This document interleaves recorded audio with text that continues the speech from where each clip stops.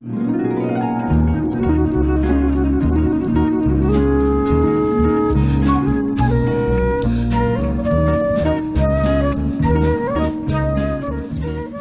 to you by way of the not-for-profit Mainframe Studios at 900 Keogh Way in downtown Des Moines, this is 900 Views, a podcast about building community through the arts as we build an arts community.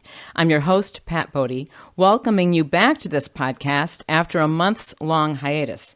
This past year has pointed to the need for this podcast for all of us to better understand what we mean by community, to grapple with what it looks, feels, smells, sounds, and tastes like. I'm excited to welcome one of Mainframe Studios' 5 Iowa Creative Incubator Fellows to this podcast, whose work is, as he often puts it, about the people, about community. Cameron Gray is a Birmingham native who says he started to see the effects of racism growing up there. He focused on those feelings when he entered his first art class in Auburn. He earned international experience as an artist and a BFA in printmaking from Auburn in 2013. After assistantships, collaborative, and personal shows across the country, he made his way to Iowa State, graduating with his MFA. He currently lives in Ames. His fellowship project has been inspired by the story of Buxton, Iowa, a place Cameron notes was once a sanctuary. So please share, if you would, some of the highlights of this once majority Black population coal mining town that inspired it to be your inspiration for a project. So before I even go down that road, I think I have to almost talk about how I even got there, or how I even learned about Buxton, because that's not something that I was familiar with at all. Like, when you have to think about, like, when I first came here, you know, this was unlike any other place I've ever lived before in my life. Any aspect of. Can you tell me why that is? What? It's very white, if you want to say that. Like, it was when I first came here for even a visit. I walked into Stomping Grounds, which is like a local cafe, to meet up with one of the professors who's going to talk to me more about about me and my work or whatever. And I walked in the door, and like, I was so used to being from St. Louis, seeing St. Louis, and then being from Birmingham, before, like, no matter where I go, I'm able to see someone like myself or my people represented in a space like that. And when I walked into this space, there was no one. And it's odd, and that's an odd feeling to have.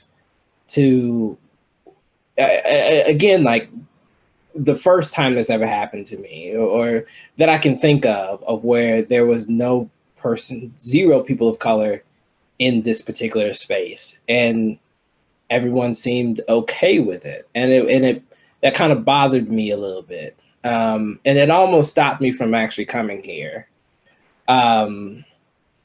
And then I had conversations with Brenda Jones, who is a Black artist who works at, who's a professor at Iowa State. And she really hit home. She told me about her experiences here and really hit home why I should stay. And it was mainly that conversation that I had with her that was like, you know what, just because it's not like this right now doesn't mean that I can't help propel it to that place that I want it to be. Because I think that is something that a lot of people forget, is this notion of, it's not like, when you leave a space looking for that community, you're not helping the community that you left. Right. You're not. So then you're almost saying to that community that it's okay to be you, and there's nothing wrong with this said community that is not propagating the community that you're seeking. Because I think it brings a different message from running away from that to then fighting that notion of understanding that this community can be better. And in order for that to happen, it requires work. And so Sorry for that little tangent, but No, I was struck because I had written down something that you'd written somewhere, and it was really striking me that this is very similar. That I truly believe that true change doesn't happen from waiting, but from action. The solution is not leaving the city to find a city that aligns with my social ideals, but cultivate a community into the community you believe it can be. mm-hmm. I found that really powerful, and I think what you're saying is I could have given up on Ames and basically said, oh, it's okay as is, or I'm not going to try and do something about it. And instead, you're sitting there saying, no, we're going to make Ames something that it really can and should be. Exactly. Like and people think I'm crazy because I decided to stay here. Like, I can't tell you how many times my mentor has been telling me, like, Cam, you gotta get out of here, man. Like, in order for you to make it the way you want to make it, and the way that I believe you can, you have to. This is not the place for you. And then I always tell him in this aspect of like, well, what if that's not the way I want to do it? Because again, all I'm doing is almost somewhat giving up on my own ideals to then almost propagate myself to whiteness, or this idea of trying to get whiteness to see me. Yeah. But what if I don't? Like, I don't really care if they do see me. Now, like, I'm not making work for them. I'm not making work for those particular elite people. And if they want to give me a show at the MoMA, okay, I'll take it. Of course, I'm not gonna be mad about it. But at the same time, those aren't the eyes that I'm looking for. Those aren't that particular viewer is not the people that I'm looking for. Because first off, MoMA charges people money to even go in to see art. I don't believe that art should be for everybody. Because then again, you're putting an elitist aspect to this thing that should be free to the public. And so, I mean, that's the reason why you're getting such a very curated version of what Blackness is, or what they think Blackness is. And I have a lot of issues with that, because I don't like, because then it again promotes this idea of what they think a true Black experience is at the same time. And so going back onto the Buxton and what my goal is with this particular project is to really center Blackness at its core. I've always been wanting to create a space that is a community-based space that is that really talks about the brilliance of Black bodies and Black people and the Black experiences, but then also giving other people aspects of presenting their own diasporas within it too as well, the Afro-Cuban experience, or the African diaspora as well. There's a lot of things that I don't claim to be the quintessential person that knows everything about the idea of what Blackness is. All I can do is just present you my story and listen to yours when you have. And so I want to provide that space for people to present their stories and to be seen and to be heard and to feel welcome. Because again, like when I'm thinking about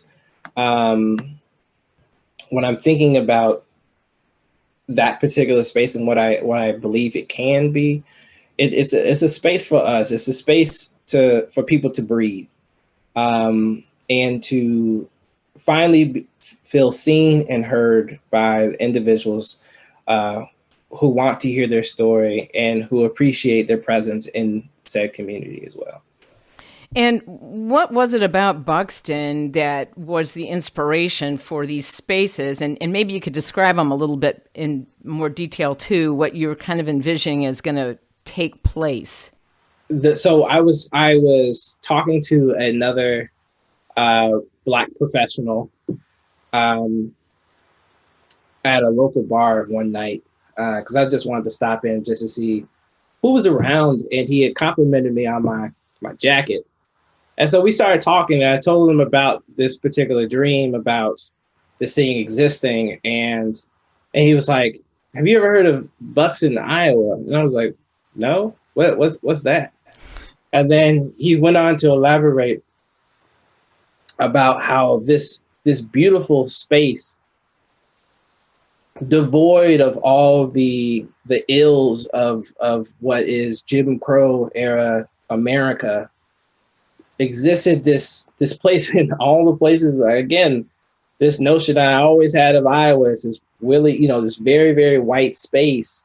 And to know that a black space was not only existed, but thrived in Iowa, it really inspired me to believe that that's something that could happen again. Because when you don't know that something exists and you want to bring it into reality, there's always that thing in the back of your head is like, well, I know no one's ever done this before, so like I'm a little wary about how this could actually work, or how people will be receptive of this. But then when you see that people have done it before and it did exist before, it's like, oh, for sure. Now it becomes something that you can actually see and tangible thing that you can hold in your hand. And so seeing that and hearing that truly put the fire underneath me to want to do something like that, and to really not be afraid of this notion of it failing, and knowing that this is something that is plausible. They did it, so why can't I not do it? And so that is the way that Buxton kind of really got into my spirit, and I truly feel, and then also moving into this home too, that was built in the early 1915, and to know that the person who built this particular home probably would have never seen that a black man would be living in this space. You know what I mean? So it's like, so was that conversation with the notion of me occupying a space that is not built for me. Thought, again, we're going to take up some more space. We've already started this trend of taking up space. We might as well keep going and not stop. And so I've always thought that it's like one thing after another just keeps adding to the story that I'm trying, that started from Buxton when it was incepted, that then got transferred to me, of me taking this space, to then now we're going to be taking up a lot more spaces in predominantly white spaces. And so when I think about how those spaces are being manifest, I see Buxton as not a particular place, but an idea. And Buxton can be anywhere, because again, where there are black people in white spaces, we can always take those spaces back. And so it's all about, again, bringing the beauty of ourselves into spaces that are not usually called our spaces, and making them our spaces, because we deserve to be in those spaces too as well. And so it's all about trying to harbor the beauty of Blackness and to showcase it to the world around us. And so, my hope is that through the inception of Buxton, that we can actually bring this worldwide and actually make it into something that can exist in multiple spaces, different places, different avenues. Again, spreading that beauty of us to everyone. Well, let me step back a bit, because you had on your Instagram account a beautiful image of the home that you're in, I believe. You mentioned the year 1915 and referred to it, I don't have that quote in front of me, but basically as a beacon, an art beacon for all kinds of Black artists and creatives to see that place as an inspiration and a place to take space up, I guess. And so is what you're saying that, like your home, you want to do this in just a variety of places? While Buxton's an idea, you're not saying we're going to necessarily be a town. We're going to be wherever we are and we're going to celebrate and elevate the Black creative spirit. And that's what we're going to get to kind of start to watch for and observe. Exactly. Like it's going to be a, you're right. It's going to be a beacon for everyone to know that in this world, the Black voice or the Black creative is not always put on the forefront. And in Buxton, you are the star. Everything that you do, whether that's creating art, whether that's creating food, whether that's being the designer, whether it's been a clothing designer, any aspect of yourself will be highlighted. And my hope is that, again, that is something that we can bring elsewhere, but then also bringing, really beautiful Black artists that, like high-end Black artists that have been shown, all over the country to these other small Black communities as well. Because I think that not only should we be taking up white spaces, but we should also be bringing the information that we have to other spaces that possibly need that information.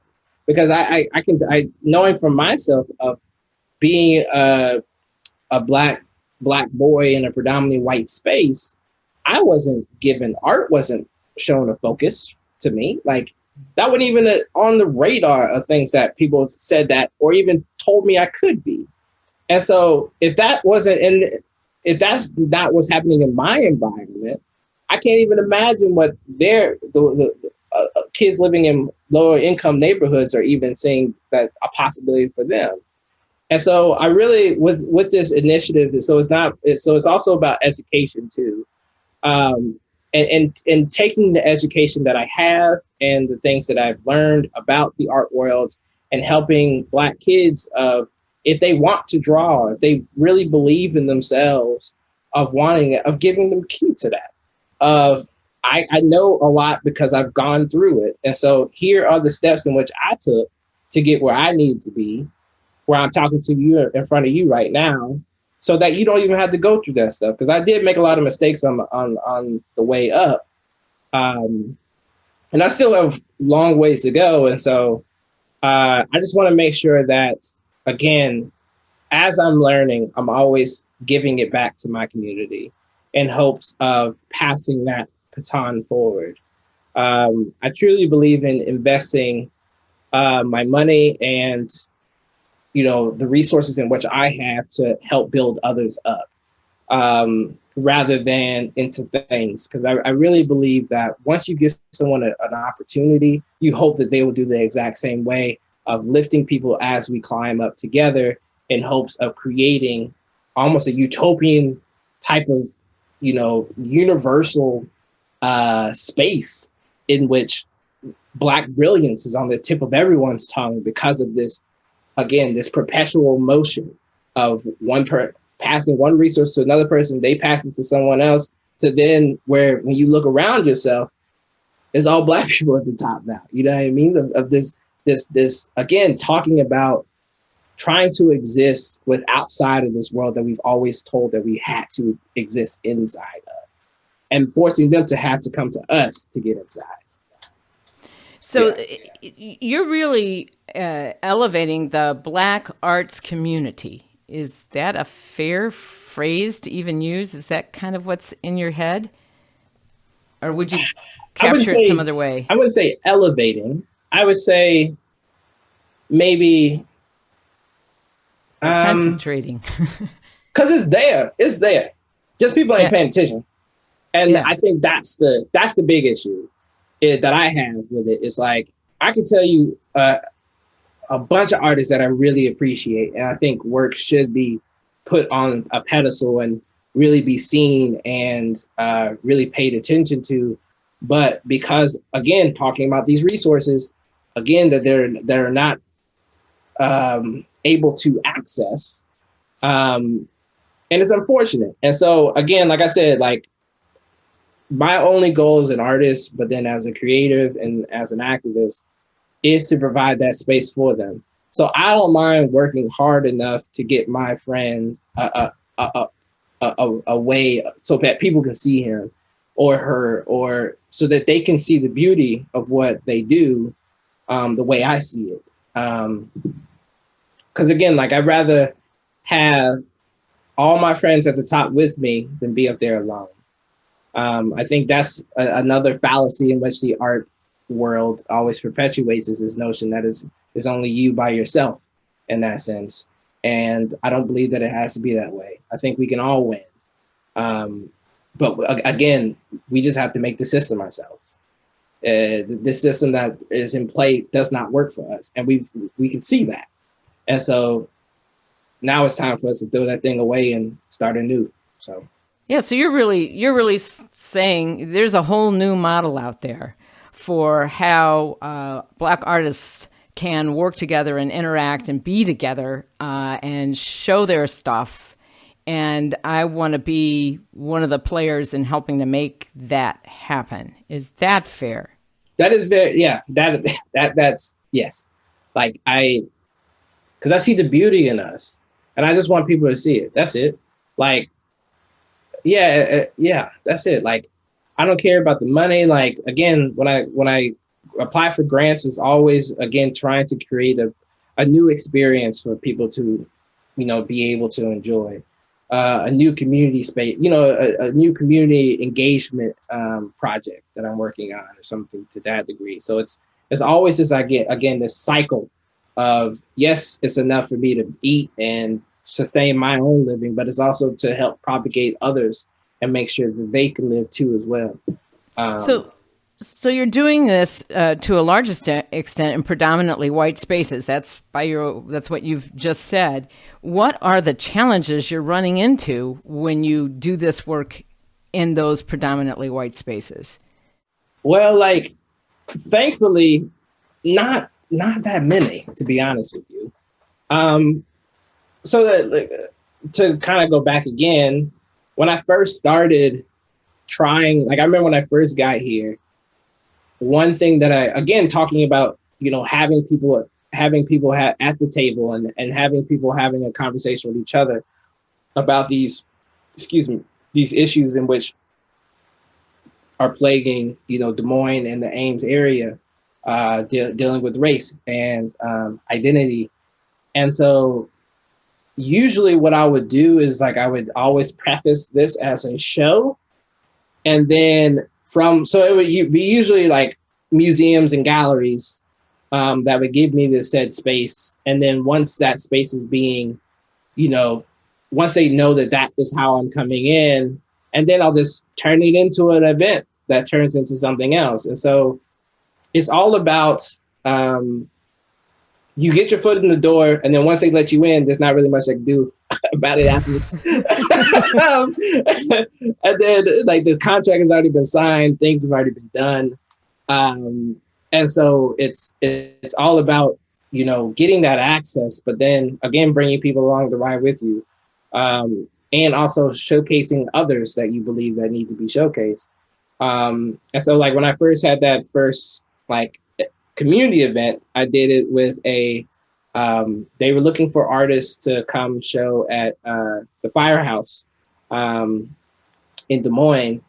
And I had that space already. And I was like, why not just get a bunch of fish and, hire a DJ, and then, get a bouncy house and, like, recreate a space that I remember as a child loving. Like, that's something that we would do every single Saturday, not every single Saturday, but maybe like 3 times, like once in the spring and like once in the summer, like twice a year, where me and my family would just rent out a bouncy house, and my aunties and uncles would just cook fish, and like you would have, like, play music. They would have, like, card tables out on the concrete, and, like, you'll have people playing cards, dominoes, and, like, it would turn to be like the neighbors across the street would come over. It's like, hey, can we get some food? And, like, of course, like, our food is y'all's food. And so, like, you'll then have, like, a gang of just kids that you don't know from the neighborhood just coming and enjoying themselves.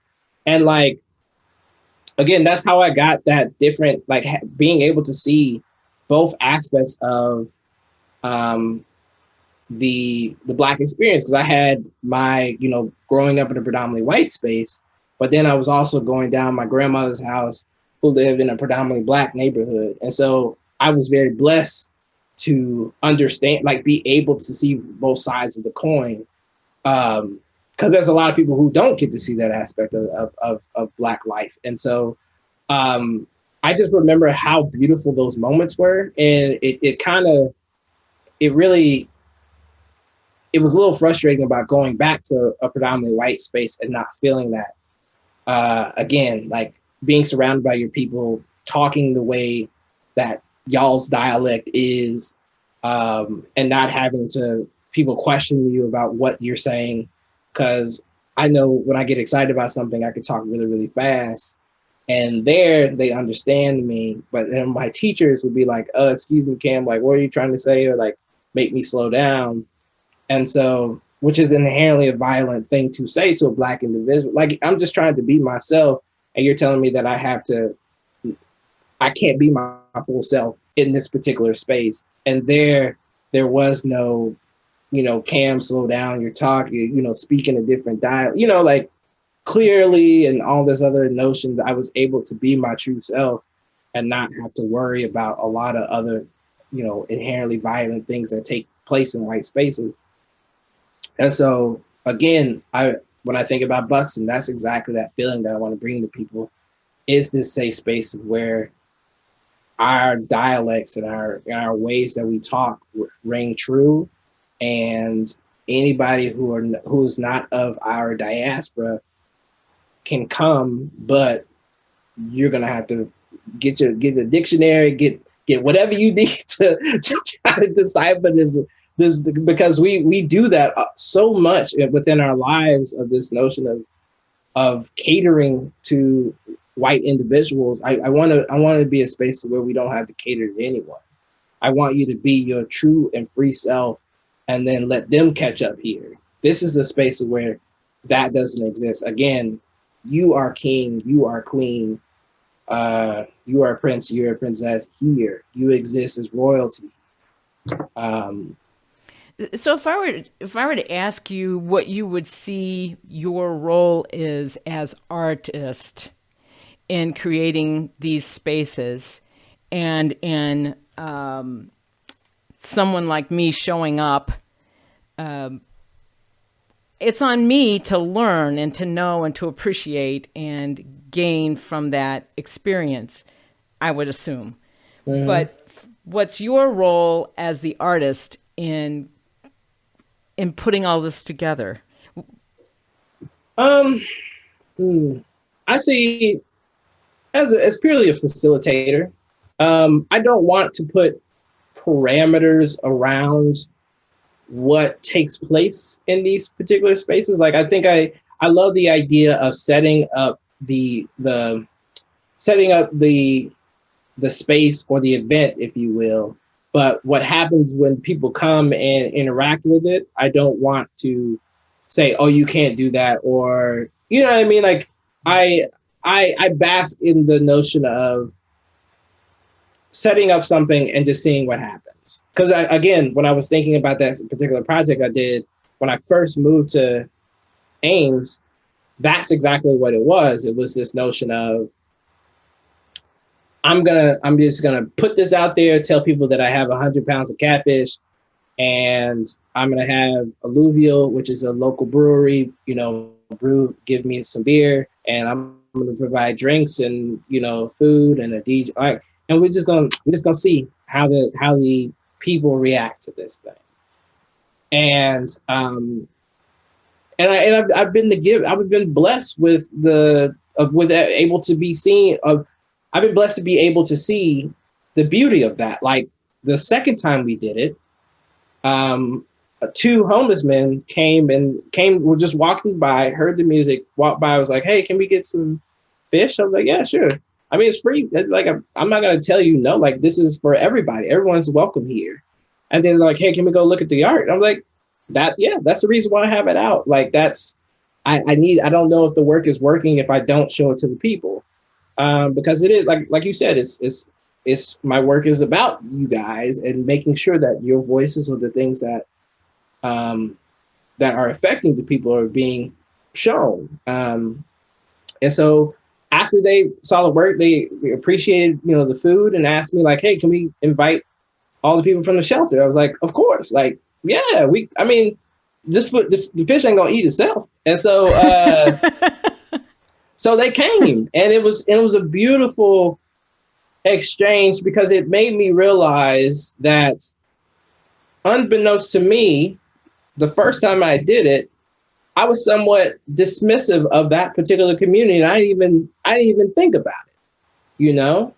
I was so trained to thinking about, okay, the community, but I wasn't really keen to the community in which I was not keen to the community in which I was also blocking from having an experience like that too, as well. Because when we think about community, we think about the middle class, like low income to a degree, like, so like they have cars or able to get to places and have a little money, but like I was still somewhat, dismissive of the homeless community too. And so it was really beautiful to see, to really, not only for me to recognize that, but I was very blessed to see how everyone interacted with each other. It was really cool to see homeless people being able to be seen as human.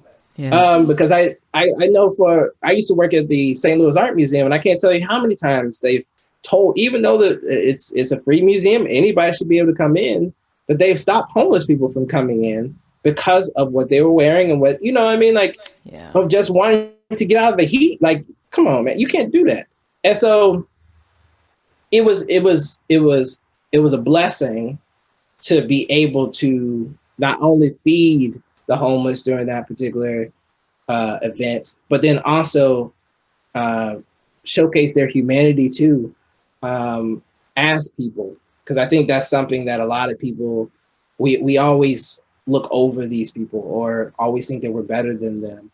And so to have them on the same level and be seen at the same level as anybody, from making $0 to a millionaire that was there too, is like, there is no, we're all humans, and we all deserve this space, and we all deserve this work and deserve to be celebrated and to be seen. So that was a really eye-opening moment. It's a wonderful story to share. It makes me want to ask you how you have seen your definition, might be a strong word, but how the meaning of community may have changed for you as you've started to do these projects. I've always loved the notion. I think that was like inherently in the bottom of my head, like something that I've always loved to do, of like in the aspect of really getting people out and getting people to be able to witness something that's without coming to the actual programming or coming to the event, they probably wouldn't have experienced. And I don't know, I really love just seeing people interact with each other in a way that they probably would have never thought they would have ever if they didn't come. Like I was talking about, like, it was a really beautiful thing to see, people of every single social class in this one space having conversations with each other, and there not being any type of animosity. No, like, oh, you need to get out. That there wasn't any hostility, because I think that's exactly who we want to be as people. And I think that's the beauty of, again, having these events, is that I think I learned a lot more about humanity. I think the people that are also in this particular, are being a part of this event, are learning stuff about humanity as well. About, again, the media is we are very divisive, but in this brief moment or this brief time, we do come together. Yes, you have the incentive of free food, but you still came and you still enjoyed yourself. You were still able to have these conversations with people you probably would have never had conversations with. And hopefully you learned something by the end of it about not only the prejudices that you may have held within yourself that you didn't even know you had, and it changed your perspective of the people that were there. And I don't know, it's just really nice to be able to provide people that space to learn, but then also challenge their beliefs too, as well, and challenge my own. I think I learned something new every single time I do one of these events, and I'm excited about the next one. Do you know And when the next one is? And is it an event, or are you having to do something different because of the pandemic? I'm trying to figure that out, because I was supposed to have one in 2020. It was going to be the biggest one that I had done yet. Because I was again thinking about accessibility. So like not only so after uh, that homeless incident, I was like, okay, we have to build up the homeless community, not only in Ames, but then also in Des Moines as well. So that is like one big piece that I was like, okay, that's going to be one of our biggest focuses, is really pushing that information out to all the homeless shelters in the surrounding areas about this particular event, so that we can, again, be that space to, again, allow those people to be seen and to be heard. So that was going to be one, but then also like busing people back and forth. Like, again, that was another thing that if you didn't have a vehicle, like you didn't get an opportunity to come. And so having a busing service too, as well, to allow people, again, trying to be as accessible as possible. And so thinking about this new project, I have a show coming up at Olson Larson's Gallery. It's going to be and they're like the little guild, the box gallery that they have. Yeah, behind them. Yeah, exactly. East of them. And so my hope is to do an installation there, and then possibly have something in corresponding with that. I've been teaming up, again, talking about, keeping my team and strong as possible, but then also not forgetting the people that I've worked with. And so Artis, who is the chef that has been cooking since the beginning that I started this thing, I told him, like, wherever I go, you got work. like I don't care. I'm gonna put that in my budget, that if I need, like, food is always going to be a huge proponent to any project that I do, because I think there's really, again, it's a way of showing our culture, but then also showing, something that I really appreciate, because I love catfish. I'm not going to lie to you. Like, that's one of my favorite things. But then also, like, allowing him the space to show his art too, because I think that's something really beautiful too. Of like, I want to, not only am I as I'm on a pedestal, you're going to be on the pedestal with me, but I also want to make sure that they can that you can showcase yourself too, and like come up with your own dishes that, I might have something that I'm looking for, but then, like, if you want to throw something else in, or, use this event to then promote yourself, or, something to that degree, is another aspect that I'm thinking about too, about this evolution of it. And so with this installation, I'm thinking about possibly him cooking inside the space, because I'm trying to create this sanctuary, this Black sanctuary, this place of refuge, kind of very in the same semblance of what I'm talking about Buxton, but in an installation style of approach to this particular thing, of where the space cannot be entered by white individuals. This is they can look in, but they can't come into the space. And the viewer has to actually take their shoes off to actually get in, because I want that connection, that foot. When you step into the space, you're stepping into a holy sanctuary, a place of solace, a place of healing, a place that is built for you and only you, in that sense. And so with that understanding of this sacred place that this is, I also want to make sure that when you leave it, you also have something that's stuck onto you too, as in the smell of, like, when you leave that space, you still have that smell of the food that was being cooked inside that space on your clothes. So even when you leave and you go home, if you go in your dirty clothes hamper or you open up your hamper, you're still going to be smelling that particular experience on you. Because when I'm thinking about fish fries, that was the always the underlining thing that always stuck with me as a kid, of like, if I was going to wear something, like, I would have to be very strategic on the things that I would wear to this thing, because if I wanted to wear it to school the next day, I knew I couldn't wear that shirt anymore. Like, people were gonna see me and like, Kim, why you smell like fish? Like, what have you been doing? I'm like, I don't know. They cooked yesterday. I'm sorry. Well, are you looking at all of these spaces being temporary, or aside from your home, perhaps more permanent? I mean, I think the idea of Buxton is a very permanent thing, but the spaces themselves, I want to be able to be malleable. I, as an artist and as a creator, I'm very, it's very important to me to evaluate what that performance would be or that installation would be based on the space I'm in. And so I can't just say, like, if I do this, like, none of my shows that I've ever done have ever been repeats. And what I mean by that is, like, I want to make sure that people are getting me as I am now currently, as the day that it, on June, I think I'm supposed to start putting stuff up, like, maybe like the 10th of June, or like somewhere between that first 2 weeks of June. On that date, when I start the installation, you are getting my current thoughts, my current state of mind in this particular space.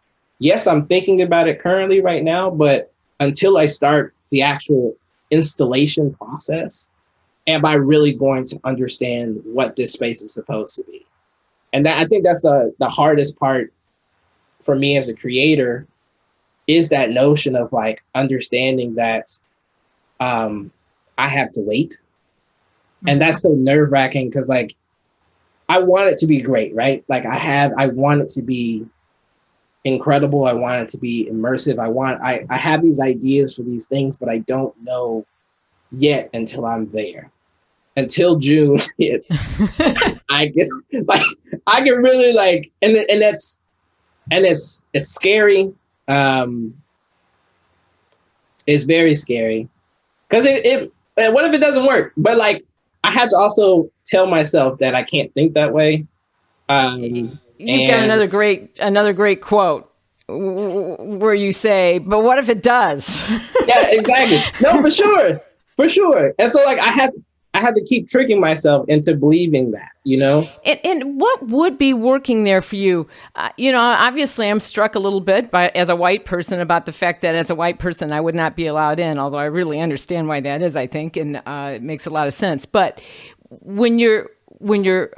I did pick up on that. And then you've got this place that's, like, really sacred and beautiful, and I just really appreciate that, and how it even attaches to you as you leave.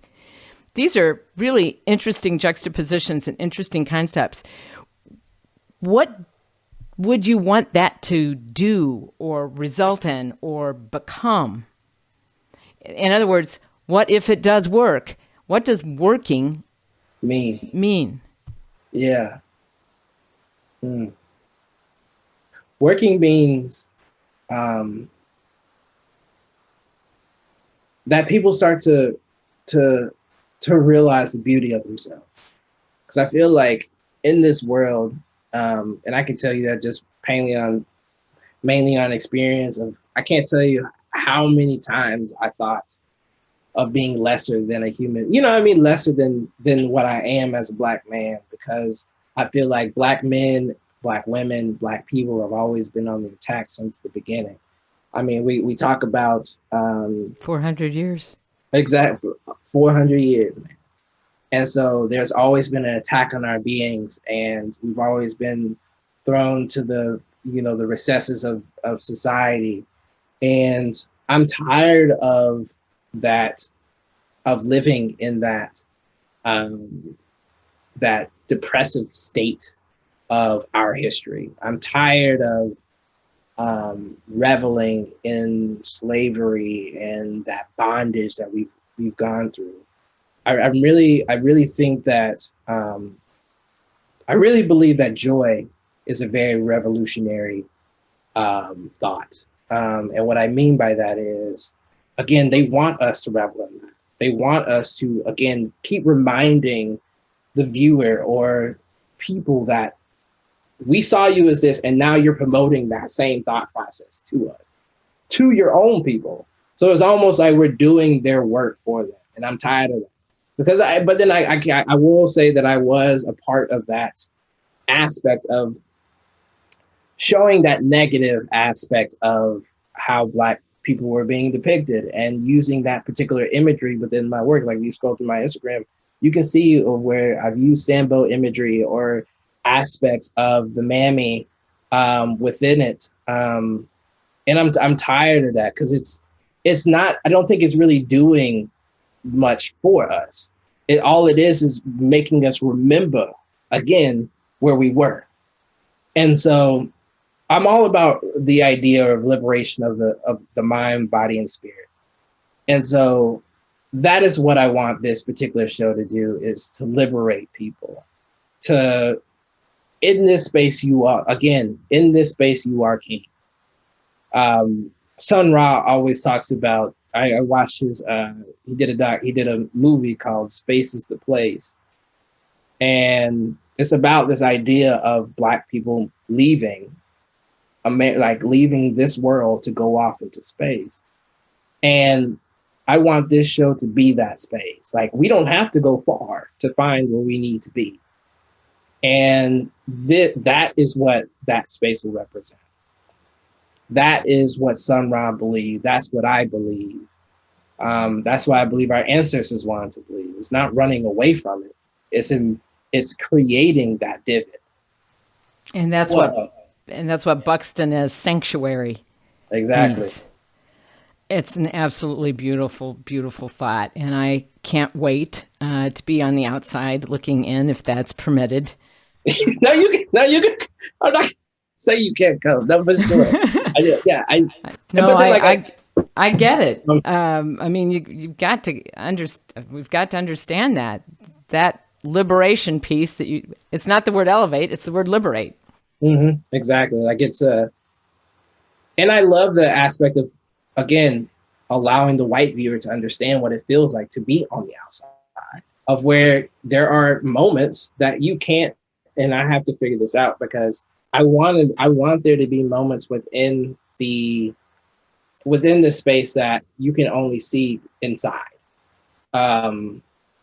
or you can really only enjoy when you're inside. Because I want to have like secrets or some things that only the viewer or and I'm debating, like, now you got me thinking about it, like how I'm going, like how I could somewhat, I don't know. I'm still trying to figure that out, of how I can reward, like, this is a secret for us. And, I'm not going to allow photography or anything like that within the space.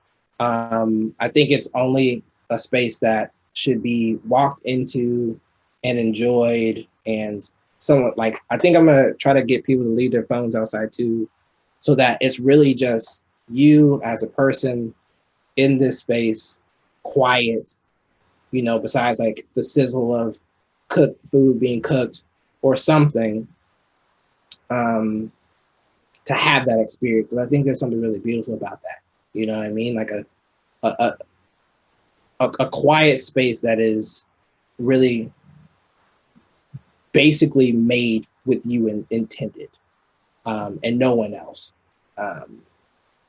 So yeah, I hope that people, like you said, liberation. Like I said, liberation, and then, but I hope that people find, wholeness through that space too. Yeah. And That's part of it. again, talking about the beauty of Blackness and the beauty of us and the beauty of our beings and how powerful we are and how glorious of individuals we are. To hopefully start promoting that particular narrative of joy and the beauty and the greatness of Blackness within this country, despite what we were given, the hand that we were dealt. So, yeah. Well, I wish for you and for all of us many Buxtons. So thank you for doing this work. I think it's going to be tremendous and meaningful. So we've been visiting with Cameron Gray, who's one of the 5 Iowa Creative Incubator Fellows through Mainframe Studios. Please consider going to Patreon and supporting Cameron's work, as well as following him on Instagram at cam_go, G-O-G-H, as in van_go. And as always, many thanks to my collaborator, Alex Cooney, to Mainframe's founder, Justin Mandelbaum, executive director, Siobhan Spain, and a big shout out to Bo Kenyon, a past 900 Views guest who has developed this Creative Incubator Fellows program at Mainframe, and we're going to find out more about it over time as well. And we will hopefully hear more from other fellows, too, down the line. But Cameron, they'll have a hard time. So, this is Pat Buddy. Thanks for joining us for this edition of 900 Views. Cameron, thank you so much. Thanks for having me.